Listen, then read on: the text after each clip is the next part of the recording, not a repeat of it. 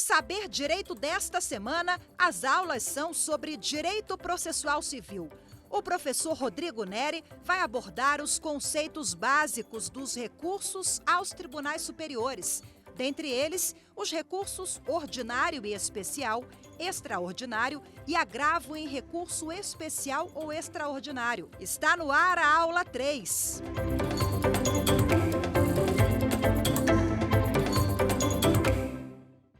Olá a todas e todos, eu sou Rodrigo Neri, estou aqui agora para falar sobre recurso especial.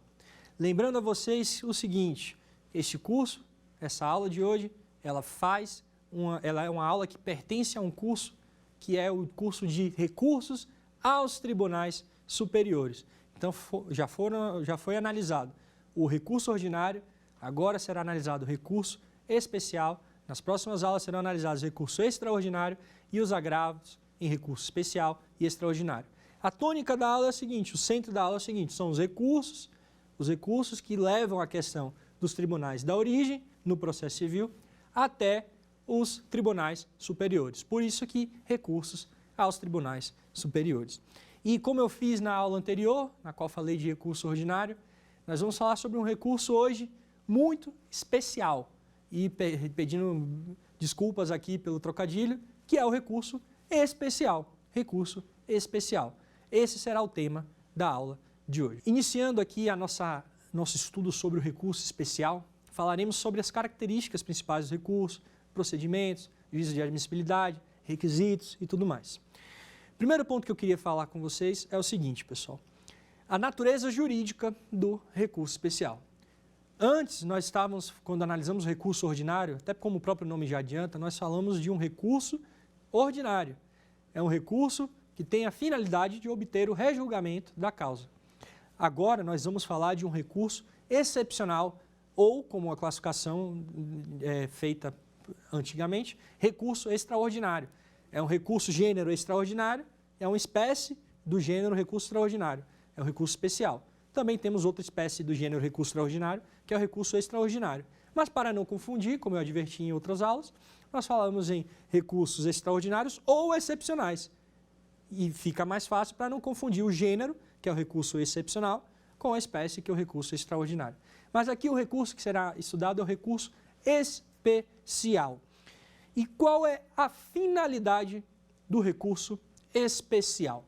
A finalidade do recurso especial eu trouxe aqui para vocês, a tutela do ordenamento jurídico federal por meio de um julgamento de causas decididas. Então, vejam só, esse ponto é importante. O fim imediato do recurso especial, o fim imediato é obter a tutela do ordenamento jurídico federal. É o fim imediato. O STJ é o responsável por, sem entrar aqui em um aspecto mais crítico dessa visão, por ter a última palavra sobre questões de direito federal, questões relacionadas ao direito federal, que é diferente de questões relacionadas ao direito constitucional, digamos assim. Então, o STJ tem a última palavra nesse tipo de questão.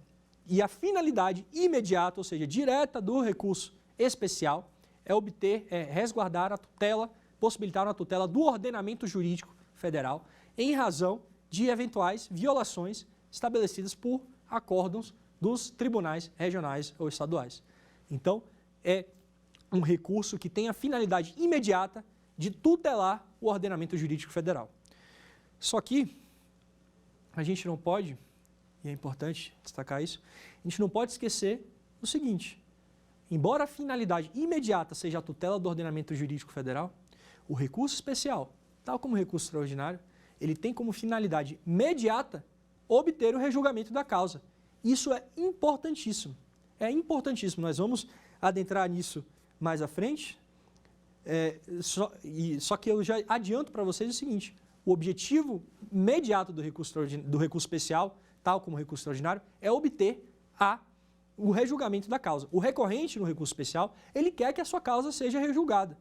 Por meio da interposição do recurso especial, ele vai apontar uma violação uma questão de direito federal, especificamente uma violação de dispositivo Federal para que, através do reconhecimento dessa violação, seja feito um rejulgamento da sua causa. Então, essa vertente, essa dimensão do recurso especial é importante.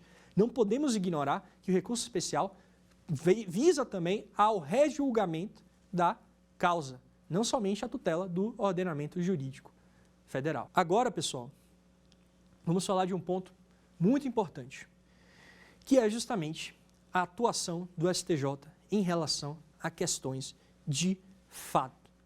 Acredito que quem não esteja realmente iniciando no âmbito no estudo dos recursos, e quem já estagiou, quem advoga, quem já se aprofunda nos estudos, com certeza já ouviu falar da chamada súmula 7 do STJ.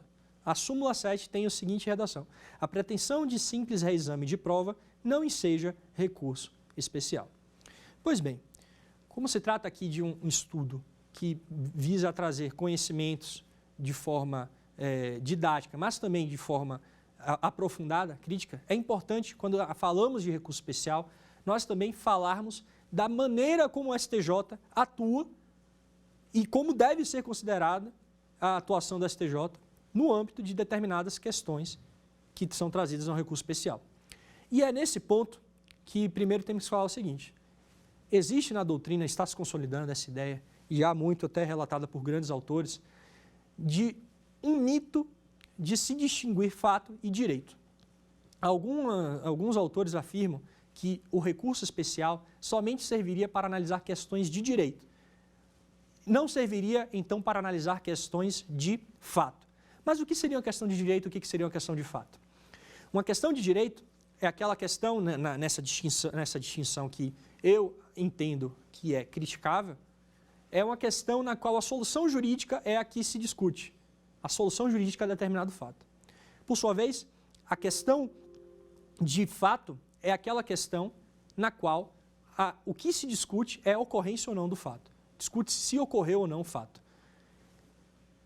O STJ, segundo alguns autores que adotam essa distinção, somente julga, e também segundo alguns precedentes do próprio STJ, somente julgaria questão de direito. Só que é importante a gente ter uma visão crítica desse fenômeno, porque, em verdade, é impossível você dissociar questão de fato de questão de direito. E digo mais, teoricamente é inadequado se afirmar que o STJ apenas julga questões de direito, porque, na verdade, o STJ, quando analisa o recurso especial, ele analisa fatos. Ele julga, ele aplica o direito em face de fatos.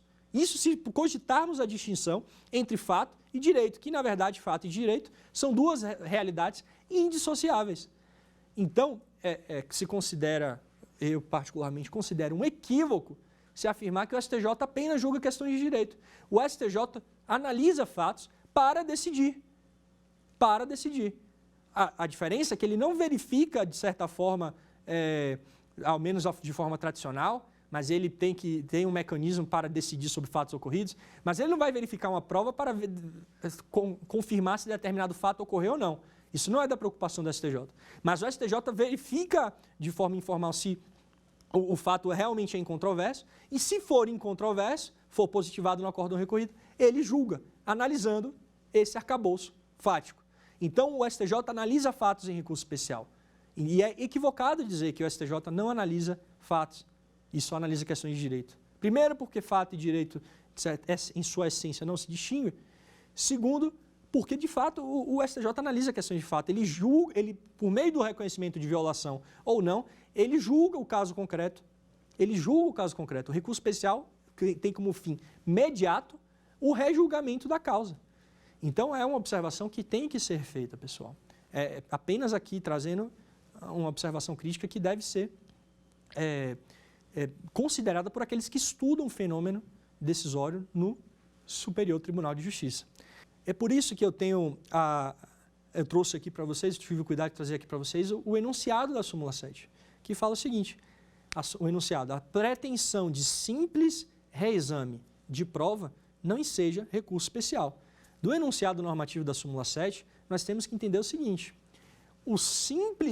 a pretensão de simples reexame de prova, ou seja, você verificar as provas dos autos para ver se determinado fato ocorreu ou não enseja o cabimento de recurso especial. E somente nesses casos. Quando se trata de uma pretensão que envolve análise fática, como todas as pretensões no recurso especial envolverão, para verificar se houve violação ou não, essa análise deve ser feita. Se se considerar que os fatos são incontroversos, essa análise deve ser feita. Então, em regra, há uma vedação ao reexame, e no caso seria até o exame propriamente dito, se aliarmos a súmula 7 ao pré-questionamento, que será explicado a seguir, mas essa questão acaba sendo um pouco aprofundada, mas há uma vedação ao reexame de provas no âmbito do recurso especial. Mas isso não significa, e quero que fique claro, que o STJ não analisa fatos. O STJ analisa fatos para decidir. Para produzir precedentes, o STJ analisa fatos. Perfeito? E em alguns casos excepcionais, um chamado juízo de excepcionalidade, o STJ também analisa provas. Mas são situações excepcionais na própria jurisprudência do Superior Tribunal de Justiça. Vamos agora falar das características gerais do recurso especial. Como eu disse, qual o objetivo do recurso especial, pessoal? O objetivo do recurso especial, eu disse que ele tinha duas finalidades. A imediata é a tutela do ordenamento jurídico federal, a mediata é o rejulgamento da causa. E qual o objetivo do recorrente quando interpõe o recurso especial? O objetivo do recorrente é, por meio do reconhecimento de violação de lei federal que ele pretende propiciar o reconhecimento de violação de lei federal, dispositivo federal, obter um julgamento favorável da causa. Então, a pretensão do recorrente no recurso especial não é somente de obter um julgamento da causa. E também a gente não pode dizer que seria de tutelar o ordenamento jurídico federal. O recorrente recorre porque ele quer o rejulgamento da causa. Salvo em situações excepcionais, esse é o objetivo que move o recorrente. Obviamente que pode ser possível pretensões recursais que visam a tutelar o ordenamento jurídico, mas o recurso especial ele é movido, em sua maioria, por pretensão de obter o rejulgamento da causa. Só que esse rejulgamento da causa tem que se dar dentro do escopo da alegação de violação do dispositivo. No âmbito do dispositivo alegado como violado, o recurso especial ele pode propiciar o rejulgamento da causa. Então, a pretensão do recorrente no recurso especial é, por meio da violação, do reconhecimento da violação de dispositivo federal, obter o rejulgamento da causa. O rejulgamento da causa. Então, esse é o objetivo do recurso especial. Ok? E é exatamente por ter esse objetivo, especificamente, o de obter o reconhecimento por meio do reconhecimento da violação de dispositivo federal, obter o rejulgamento da causa, que o recurso especial é um recurso de fundamentação vinculada. É um recurso de fundamentação vinculada. Nós temos a classificação de recursos de fundamentação livre e recursos de fundamentação vinculada. O recurso de fundamentação livre, um exemplo, é o recurso de apelação. É o recurso de apelação, no qual você tem maior amplitude de fundamentos que você pode trazer dentro do recurso de apelação. Por sua vez, um recurso de fundamentação vinculada é um recurso que você tem que atingir determinados requisitos para considerar que seu recurso é cabível. Você tem que versar sobre determinados pontos que são mais restritos do que, por exemplo, seria necessário na apelação. Você tem que atingir, demonstrar que sua pretensão recursal se amolda a determinadas finalidades no próprio recurso. Por isso que se fala que se trata de um recurso de fundamentação vinculada. E o recurso especial, pessoal, ele é um recurso de fundamentação vinculada. É um recurso que você tem o ônus de apontar, até mesmo de forma numérica, de acordo com alguns entendimentos recentes, a violação de dispositivo federal. Você tem que apontar a violação de dispositivo federal.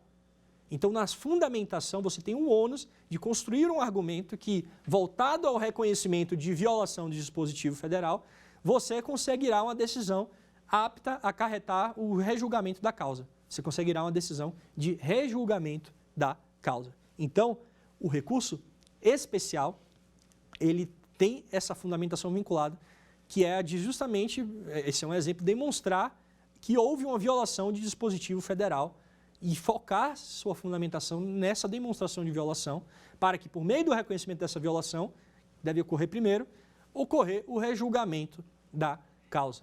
Um outro exemplo de recurso de fundamentação vinculada é o recurso de embargos de declaração, no qual você tem que apontar a necessidade de a ocorrência de omissão, contradição, obscuridade ou erro material, e é um recurso que serve para a verificação desses vícios. Então, é um exemplo de recurso de fundamentação vinculada. Recurso de fundamentação ampla seria, por exemplo, o recurso de apelação, ou o recurso ordinário, também seria um exemplo de recurso de fundamentação ampla. Certo, pessoal? Fixadas essas premissas, nós vamos analisar agora as hipóteses de cabimento do recurso especial. As hipóteses de cabimento. E essas hipóteses estão previstas na Constituição, no artigo 105, inciso 3º, alíneas A, B e C da Constituição Federal. E é nesse ponto que a Constituição fala o seguinte: é cabível recurso especial de causas decididas em única ou última instância, então pode ser em única competência originária, por exemplo, como falamos na outra aula, ações de competência originária são ações em única instância, tirando os recursos excepcionais, ou em última instância, que é justamente as ações que iniciam no primeiro grau e vão para os tribunais, pelos TRFs e pelos TJs. Então, somente nos tribunais de justiça e nos tribunais regionais federais, dos acordos desses tribunais é que será cabível recurso especial. E aí, quando a decisão recorrida, então são hipóteses específicas. Nem toda decisão injusta, embora isso seja criticável, mas pela lógica, nem toda decisão injusta possibilita a interposição de recurso especial. Embora você seja criticável, por quê? Porque o recurso, uma decisão injusta é uma decisão antijurídica. Uma decisão antijurídica, ela acabará violando dispositivos de lei federal. Entretanto, mesmo assim, é possível dizer que nem toda decisão injusta, que se envolver a verificação de ocorrência ou não de fato, se um fato ocorreu ou não, por meio da análise de provas, nem toda decisão injusta será passível de ser impugnada por recurso especial. Agora vamos falar das hipóteses de cabimento do recurso especial. Eu trouxe aqui para vocês a previsão de cabimento do recurso especial está na Constituição, no artigo 105, inciso 3º, alíneas A, B e C da CF, da Constituição Federal. O recurso está lá no artigo 105, inciso 3º, que o recurso especial será cabível de causas decididas em única ou última instância pelos TRFs e pelos TJs, quando a decisão recorrida a linha A, contrariar tratado ou lei federal ou negar-lhes vigência, essa é uma das hipóteses. A linha B, julgar válido ato de governo local contestado em face de lei federal, essa é a linha B. A linha C, dar à lei federal interpretação divergente da que lhe haja atribuído outro tribunal. Então, essas três são as hipóteses de cabimento previstas na Constituição Federal e são essas hipóteses que devem nortear a redação do recurso especial para possibilitar que, por meio, como dito, do reconhecimento da violação de dispositivo federal ou de uma situação que se encaixe nessas hipóteses, dessas alíneas, obter o rejulgamento da causa. Algumas observações são necessárias. A primeira, causas decididas em única ou última instância. Então, são nas hipóteses em que tanto houver uma competência originária do tribunal, ações de competência originária, como falamos na outra aula, são as ações que tramitam inicialmente já no tribunal, não tramitam no primeiro grau, e também, em última instância, em termos de recursos ordinários. Quando você já passou pelo primeiro grau, passou pelo segundo grau, que é a última instância, e desse recurso, desse julgamento, só será cabível recurso especial ou recurso extraordinário. Então, é por isso que se fala em decisões em única, causas decididas em única ou em última instância. Eu peço que vocês prestem atenção nessa parte do causas decididas em única ou última instância, porque esse causas decididas é relevante para fins de pré-questionamento. É o que falaremos mais à frente. Mas outra observação importante, está na Constituição, que é cabível recurso especial de causas decididas em única ou última instância pelos TRFs e pelos TJs. Então, somente de acórdãos dos TRFs ou dos TJs é que será cabível recurso especial. Somente nesses casos de TRF e de TJ é que será cabível recurso especial. Então, vamos para as hipóteses específicas de cabimento do recurso especial. A primeira delas, pessoal, é a prevista no artigo 105, inciso 3º, a linha A. Já falei para vocês todos, mas agora vamos analisar especificamente cada uma delas. A primeira é aquela decisão recorrida que contraria tratado ou lei federal ou nega-lhes vigência. Então, a decisão que contrariar tratado ou lei federal, foquem aqui também no aspecto da lei federal, que é mais comum, ou nega a vigência, se não está vigente a lei federal ou o tratado. E aí é que entra a questão. O que é lei federal? Lei federal, pessoal, é a lei que é compreendido como lei complementar federal, lei ordinária federal, lei delegada federal, decreto-lei federal, medida provisória federal, decreto autônomo federal. Então, lei federal é entendido aqui como em sentido amplo. É lei em sentido amplo. Então, todas essas hipóteses que mencionei, todas essas ensejam, se houver uma violação negativa de vigência, ensejam o cabimento de recurso especial. Então, pensem em lei em sentido amplo. Essa é uma questão interessante para a gente refletir. Lei em sentido amplo. Por sua vez, a segunda hipótese é a que o acórdão recorrido julga válido ato de governo local contestado em face de lei federal. Ou seja, essa é a segunda hipótese, é a linha B do artigo 105, inciso 3º. Quando o acórdão recorrido julga válido ato de governo local contestado em face de lei federal. E aí, é nesse ponto que a gente verifica que é uma questão que, inevitavelmente, se relaciona à competência. É quando o ato do governo local, ele afronta determinada competência prevista na lei federal. Ele desrespeita a lei federal. Então, essa é uma hipótese em que se observa o julgamento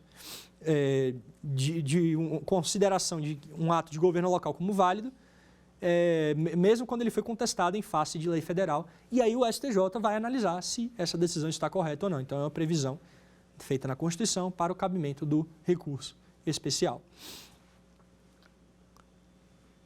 A terceira hipótese, por sua vez, é a de decisões acórdãos no caso, que dão à lei federal interpretação divergente da que lhe haja atribuída outro tribunal.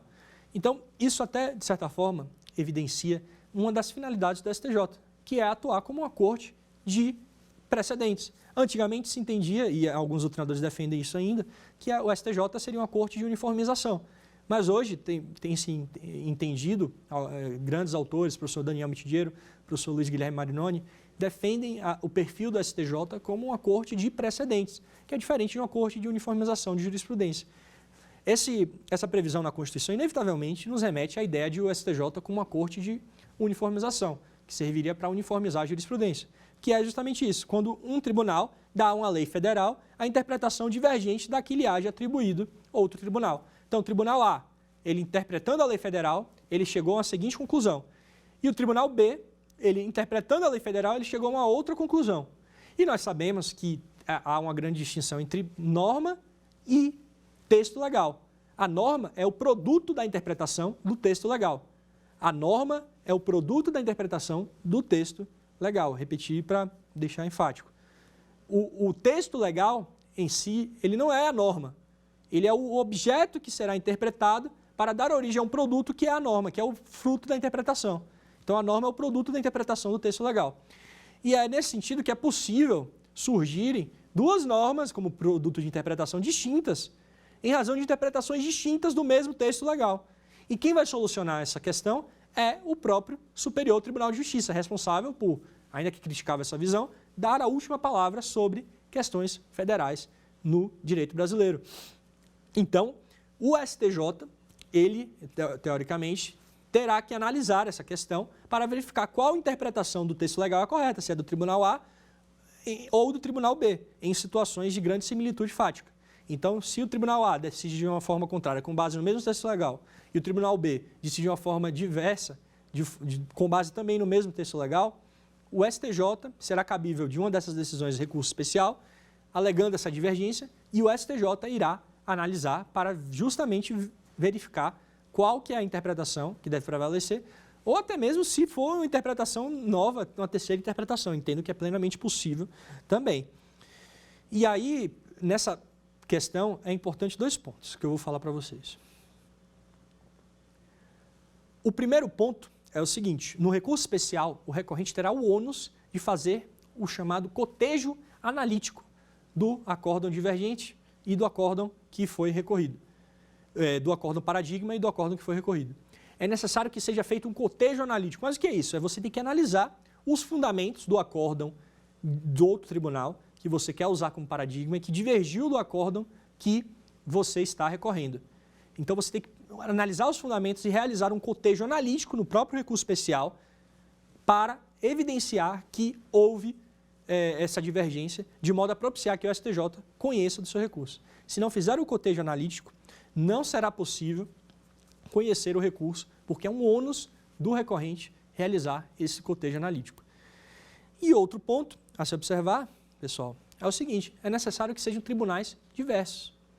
Tribunais diversos precisam estar divergindo. Não pode ser uma divergência intestina, como chamam, uma divergência no próprio tribunal, porque o próprio tribunal deverá ter meios para sanar isso, ou com o próprio tempo irá resolver essa questão. Até porque, senão, seria um sério problema. Um problema de natureza local e não necessariamente de natureza a chamar a competência do STJ. Pelo menos pela Constituição, estabelece que tem que ser tribunais diversos. Tribunais diversos. Por isso que fala, dar à lei federal interpretação divergente da que lhe haja atribuído outro tribunal. Então, são tribunais diversos.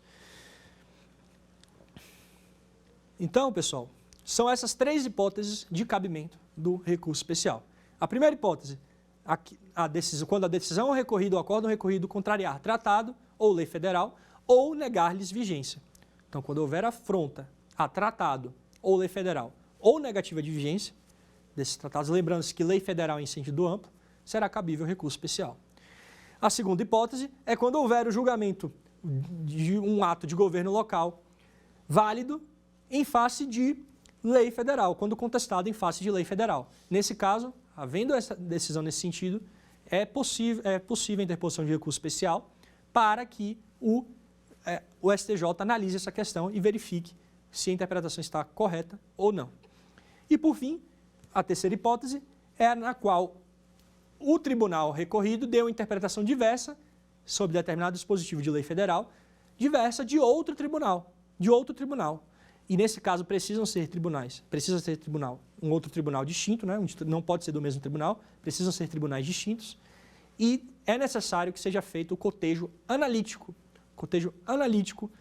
dos fundamentos dos 2 acórdãos, o divergente e o recorrido, de modo a evidenciar que houve interpretação divergente e a possibilitar que o STJ faça essa análise da divergência e verifique qual que deve prevalecer, qual a interpretação que deve prevalecer, ou se ele mesmo vai estabelecer uma própria interpretação da questão.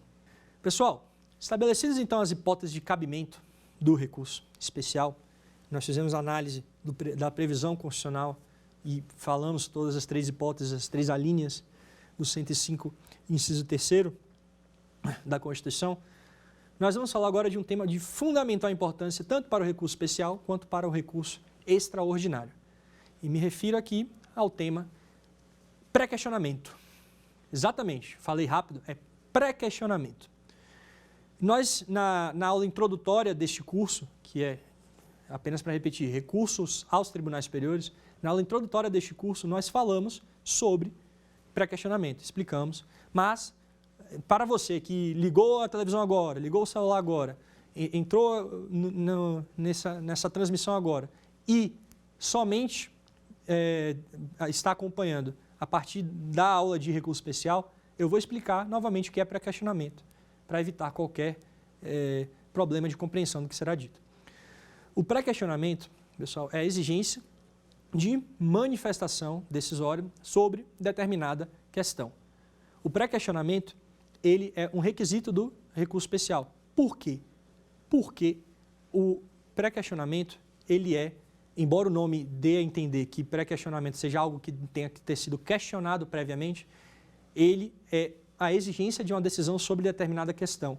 Então, pré-questionamento é a exigência de manifestação decisória sobre determinada questão. E ele está intrinsecamente relacionado à previsão na Constituição de causas decididas. Porque está lá na Constituição que é o seguinte: cabe recurso especial das causas decididas. Das causas decididas.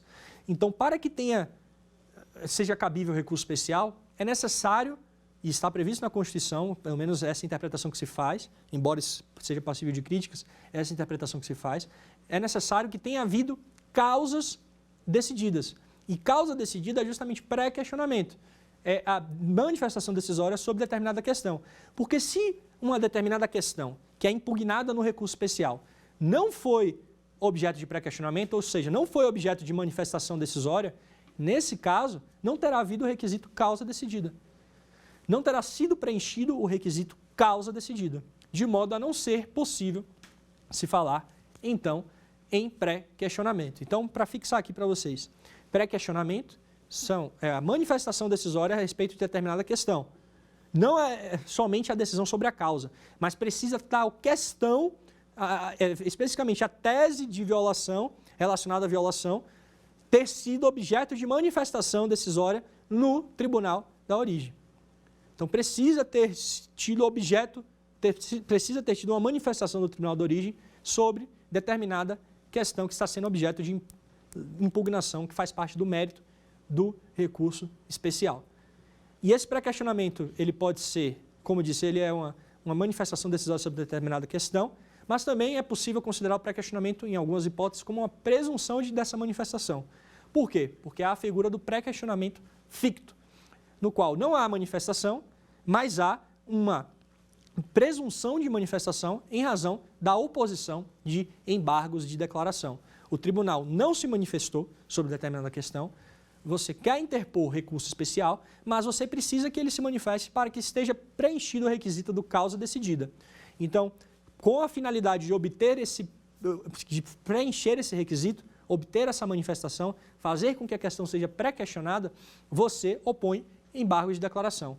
E se o tribunal não se manifestar, aplica-se, no caso, o artigo 1025 do CPC, que fala sobre o pré-questionamento ficto, que é justamente isso. Se o tribunal não se manifestar, você não pode ficar de mãos atadas. O ordenamento jurídico estabelece uma presunção para, caso você tenha oposto embargo de declaração para obter essa manifestação, se o tribunal não se manifestar, incide uma presunção de pré-questionamento. Um pré-questionamento ficto, uma presunção de manifestação. Então, é isso que se chama de pré-questionamento ficto, mas, em regra, o pré-questionamento é a existência de manifestação decisória sobre determinada questão que está sendo levada ao STJ no âmbito, no caso do recurso especial, para julgamento. Perfeito?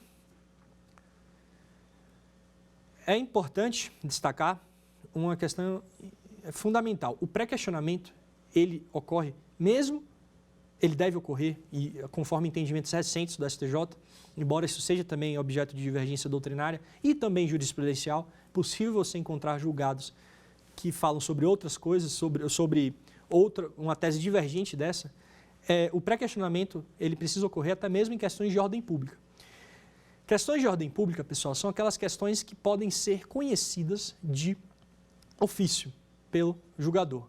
No caso, existe uma corrente doutrinária e jurisprudencial no sentido de que as questões de ordem pública, elas não precisariam de pré-questionamento justamente por serem passíveis de conhecimento de ofício. Ou seja, não precisaria que o tribunal da origem tivesse se manifestado sobre ela pode ser reconhecida mesmo não tendo sido objeto de manifestação no tribunal da origem, mesmo não tendo sido pré-questionada.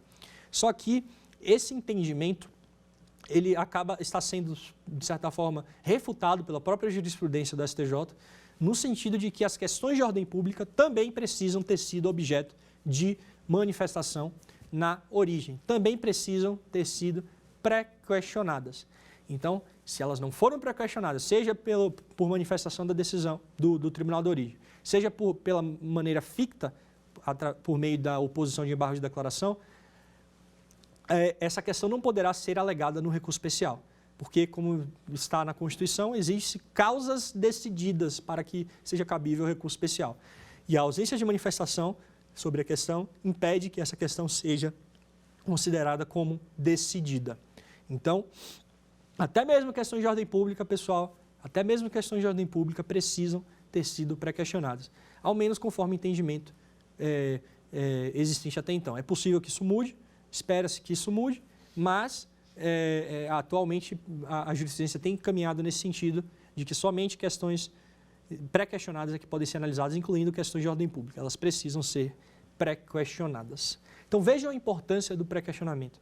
Compreender o pré-questionamento, como se faz o pré-questionamento, como se propicia o pré-questionamento ficto, se eventualmente não tiver havido pré-questionamento. Compreender o que é o conceito de pré-questionamento é fundamental para entender como operacionalizar o recurso especial, como proceder no âmbito do procedimento do recurso especial, como preparar o terreno para a interposição do recurso especial.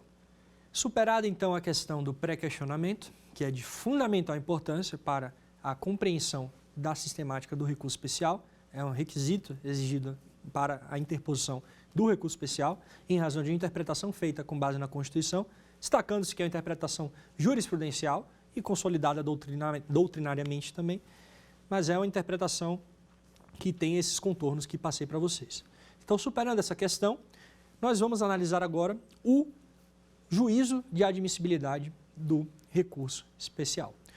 Pois bem, pessoal, o recurso especial ele é interposto no tribunal da origem e o recorrente interpõe o recurso especial no prazo de 15 dias e o recorrido é intimado para apresentar contrarrazões ao recurso especial. Após isso, o recurso especial ele vai passar por um juízo de admissibilidade, que é o chamado primeiro juízo de admissibilidade. Em regra, o recurso especial passa por 2 juízos de admissibilidade, sendo que o segundo juízo de admissibilidade, às vezes, pode se subdividir até mesmo em 2, pois é feito pela presidência e também pelo próprio relator do STJ, que vai analisar, o próprio ministro do STJ que vai analisar. A questão é que, tecnicamente falando, só se concebe que são 2 juízes de admissibilidade, mas não podemos desconsiderar que, eventualmente, o recurso especial acaba passando por um filtro feito na presidência do STJ, que também acaba analisando. E ele, sendo positivo, ele segue para o ministro, que também fará o seu juízo de admissibilidade. Mas considera-se que são 2. Um feito no Tribunal de Origem, outro feito no STJ, no Superior Tribunal de Justiça. E o primeiro juízo de admissibilidade é feito na presidência do tribunal ou no órgão indicado pelo tribunal para fazer esse juízo de admissibilidade, vice-presidência, enfim. Então, o primeiro juízo de admissibilidade é feito na presidência. E na presidência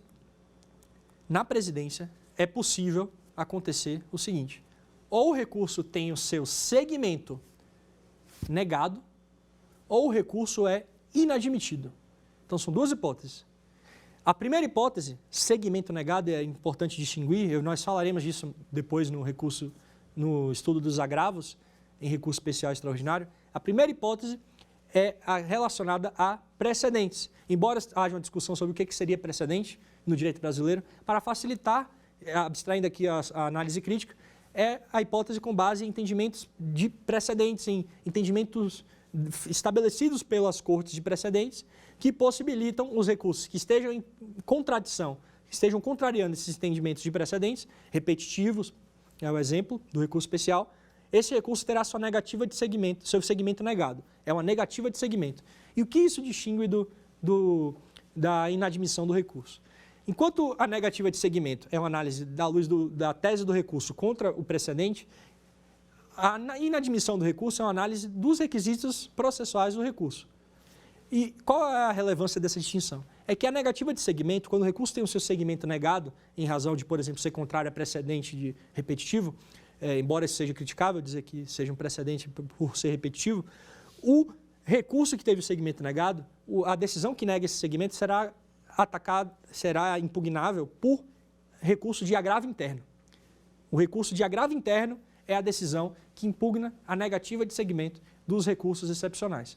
Então, você não vai interpor um recurso novo para o STJ, nesse caso. Você vai interpor um recurso de agravo interno para que o próprio Tribunal de Origem verifique se o seu recurso realmente contraria precedentes ou não.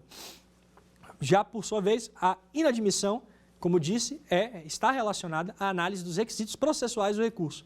E quando um recurso ele não é admitido, ou seja, verifica-se que um dos requisitos processuais não foi um ou vários não foram atingidos, o recurso cabível é um recurso de agravo em recurso especial. E esse sim leva a questão ao STJ. E por isso será estudado por nós na próxima aula, em aula posterior, depois de recurso extraordinário. E esse recurso ele serve justamente para levar a questão da admissibilidade para o STJ para que ele analise e verifique se o recurso realmente não deveria ser conhecido ou não. O juízo de admissibilidade acarreta a negativa de segmento ou a inadmissão. Fala-se que essas duas possibilidades são o juízo de admissibilidade. Também é possível sobrestamento, em hipóteses específicas. Então, tem essas três possibilidades. Mas, de todo modo, o cerne da questão é entender que é possível sobrestamento, a negativa de segmento, que é por afronta, no caso especial, a repetitivos, o que faz com que o recorrente tenha que interpor agravo interno e não levar a questão para o STJ, mas sim para o próprio tribunal. E nós temos a inadmissão, que é verificando outros requisitos processuais do recurso especial. E esse sim, você pode, se tiver uma decisão negativa, que não conhece do seu recurso, porque não tem requisitos, então vemos a distinção aqui entre conhecimento e mérito, essa decisão não conhece o seu recurso, aí você interpõe agravo em recurso especial para levar a questão para o STJ. É de se destacar, pessoal, o seguinte: não pode, é completamente ilegal a decisão do Tribunal de Origem que, fazendo esse primeiro exame de admissibilidade, fazendo esse primeiro juízo de admissibilidade, a decisão do Tribunal de Origem que fizer esse primeiro juízo de admissibilidade é ilegal quando ela analisa o mérito recursal. Então, vemos a distinção aqui entre mérito e admissibilidade. A admissibilidade acarreta o não conhecimento do recurso, mas você não analisa a questão objeto do recurso, a questão meritória do recurso. Você analisa os requisitos formais do recurso. Se eles estiverem presentes, e são requisitos rígidos, você pode analisar o mérito do recurso. Mas o Tribunal de Origem ele não pode analisar o mérito do recurso, nem para beneficiar, nem para gerar prejuízo para o recorrente.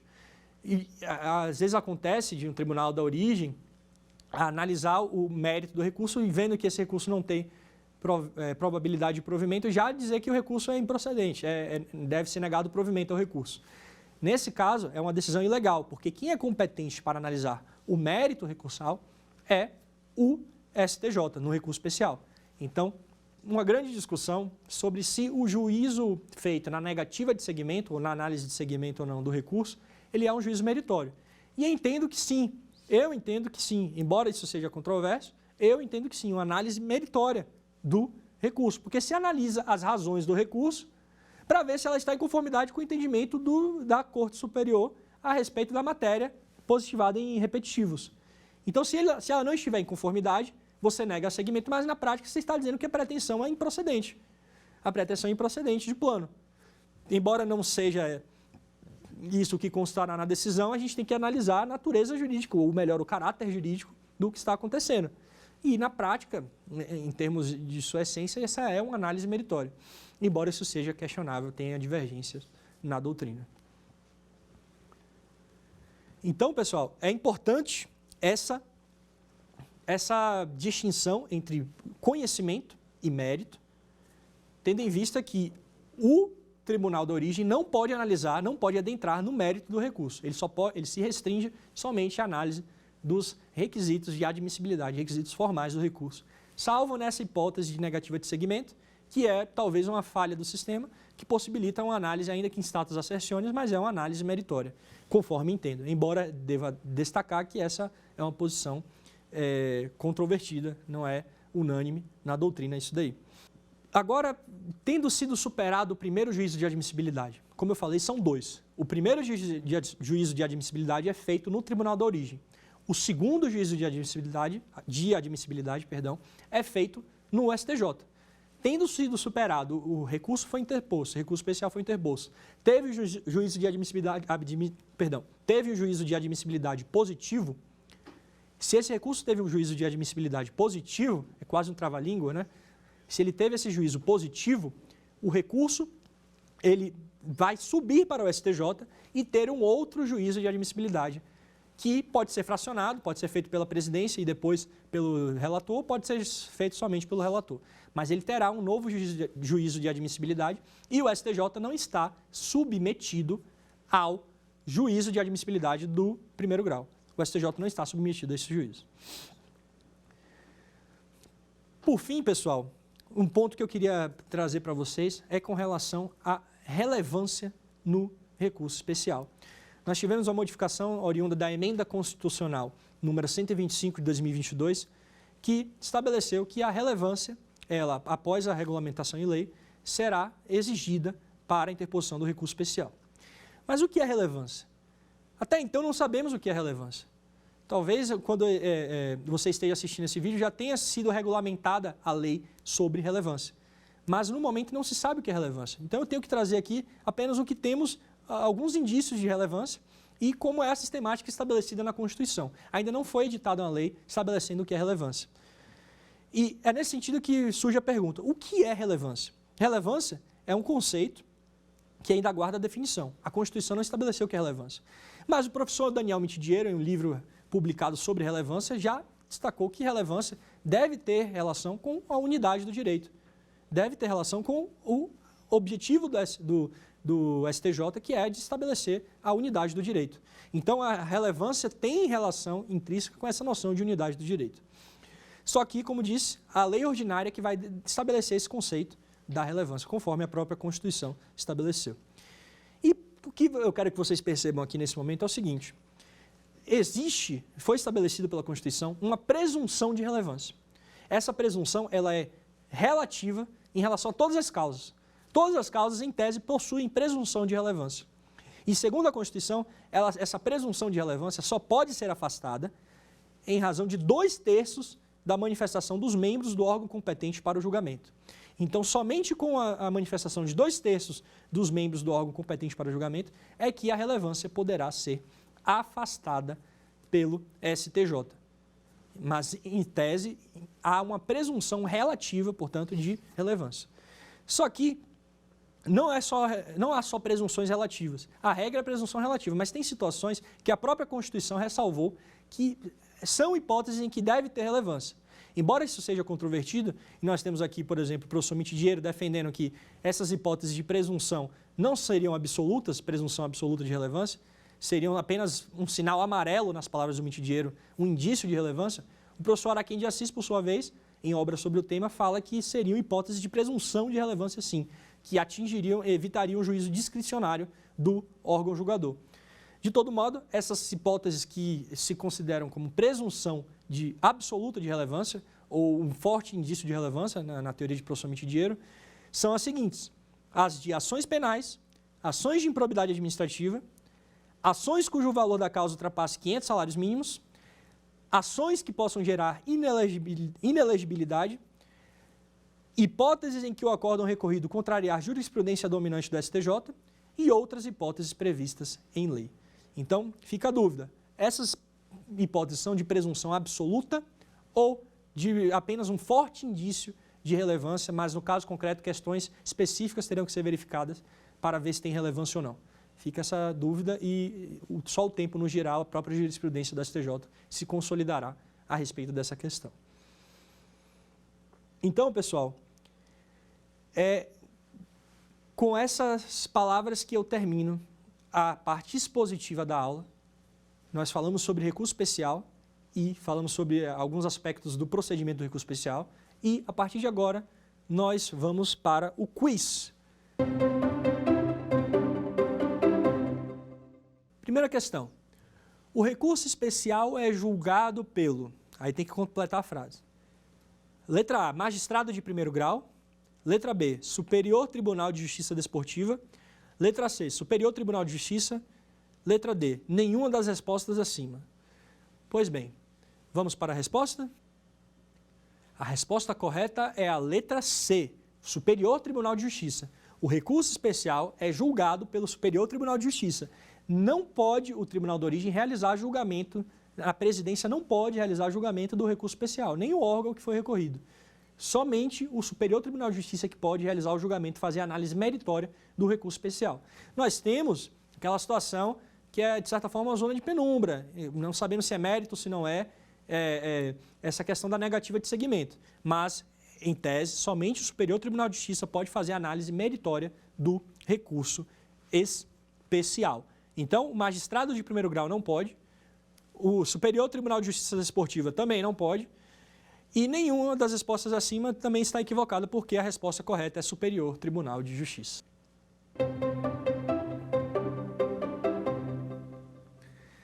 Também para completar, o recurso especial, letra A, pode ensejar o reexame de provas como regra. Letra B, como regra, salvo em situações específicas, não pode ensejar o reexame de provas. Letra C, pode piorar a situação do recorrente. Letra D, não permite a análise de fatos. Então vamos lá para a resposta. A resposta é a letra B. O recurso especial, como regra, salvo em situações específicas, não pode ensejar o reexame de provas. Isso está correto. Em regra, o Superior Tribunal de Justiça não pode reexaminar as provas dos autos para verificar se determinada questão, determinado fato ocorreu ou não. Embora ele tenha uma sistemática de verificação de se os fatos ocorreram a título de saber se são incontroversos ou não, porque ele precisa analisar se o acórdão recorrido considerou que os fatos ocorreram ou não, isso acaba sendo uma verificação indireta, ele não pode verificar, superando o acórdão recorrido, se determinada questão de fato ocorreu ou não. Ele tem que se limitar à análise dos fatos positivados no acórdão recorrido. Então, por isso que está aqui, como regra, salvo em situações específicas, não pode ensejar o reexame de provas. Mas por que situações específicas? Porque nós temos situações em que o recurso especial, o STJ afasta o rigor da súmula chamada súmula 7, que é a súmula que vem da simples pretensão de reexame de prova. O STJ afasta o rigor dessa súmula 7 e realmente analisa provas para verificar se determinadas questões de fatos ocorreram ou não. É o chamado juízo de excepcionalidade, que é utilizado em situações, como o próprio nome já adianta, excepcionais, previstas na jurisprudência. Então, são situações específicas em que há análise de provas pelo STJ, mas não é a regra. A letra A, ela está equivocada porque não é a regra ensejar o reexame de provas. Então, é uma situação excepcional. A letra C está errada porque, em tese, o recurso especial não pode piorar a situação do recorrente. A vedação não reformasse impeios. E a D está equivocada porque o recurso especial permite, sim, a análise de fatos. É possível, sim, a análise de fatos no recurso especial. O que não pode é verificar se o fato ocorreu ou não, em termos gerais, mas verifica-se se o fato foi considerado como ocorrido ou não. Mas fazer a análise de fatos é plenamente permitido e, na verdade, é necessário para que o STJ decida. Vamos para a próxima questão.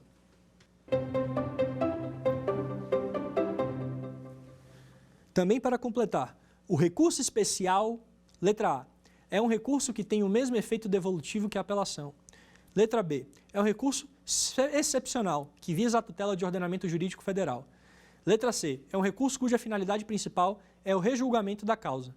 Letra D, é o único recurso cabível de um acórdão de apelação. Então vamos à resposta? A resposta correta é a letra B, é um recurso excepcional que visa a tutela do ordenamento jurídico federal. Ela está correta. O recurso especial é um recurso excepcional, não é um recurso comum ou ordinário, que visa a tutela, como fim imediato, a tutela do ordenamento jurídico federal. Ele também visa o rejulgamento da causa, mas a finalidade do recurso especial imediata é a tutela do ordenamento jurídico federal. As outras letras estão erradas por causa do seguinte: A letra A está errada porque o recurso especial ele não tem o mesmo efeito devolutivo que a apelação. Trata-se de recurso com efeito devolutivo distinto da apelação. O efeito devolutivo é restrito no recurso especial, enquanto na apelação e no recurso ordinário também, o efeito devolutivo é amplo. A letra C está equivocada porque o recurso especial é um recurso cuja finalidade principal ela afirma que o recurso especial é um recurso cuja finalidade principal é o rejulgamento da causa. E não é verdade. A finalidade imediata do recurso especial é a de tutelar o ordenamento jurídico federal. Tutelando-se o ordenamento jurídico federal, aplica-se a interpretação à causa e propicia o rejulgamento da causa. Então, não é a finalidade principal do recurso especial o rejulgamento da causa. E, por fim, a D está errada porque o recurso especial não é o único recurso cabível de um acórdão de apelação. É cabível também recurso extraordinário, conforme iremos estudar mais à frente. Então, pessoal, foi essa a nossa aula sobre um recurso, como eu disse, muito especial, que é o recurso especial. Espero que vocês tenham aprendido bastante, espero ter esclarecido alguns pontos que ficam obscuros nos nossos estudos sobre o tema. É um recurso complexo. Se tiver dúvidas, volte no vídeo, veja no canal do YouTube as falas que fiz sobre esse recurso, porque é um recurso de grande importância e, brincando mais uma vez com as palavras, de grande relevância, tendo em vista a Emenda Constitucional da Relevância, Emenda 125 de 2022, que estabeleceu um novo requisito para o recurso especial. Então, com essas palavras, eu me despeço de vocês e já os convido para a próxima aula, que será de recurso extraordinário, um recurso também muito importante e que é um recurso excepcional e faz parte desse grupo de recursos aos tribunais superiores. Muito obrigado. Quer dar alguma sugestão de tema para os cursos do Saber Direito? Mande um e-mail para a gente, saberdireito@stf.jus.br, ou entre em contato pelo WhatsApp. O número é esse que aparece na sua tela. Você também pode estudar pela internet. Acesse o nosso site tvjustiça.jus.br ou pode rever as aulas no canal do YouTube TV Justiça Oficial.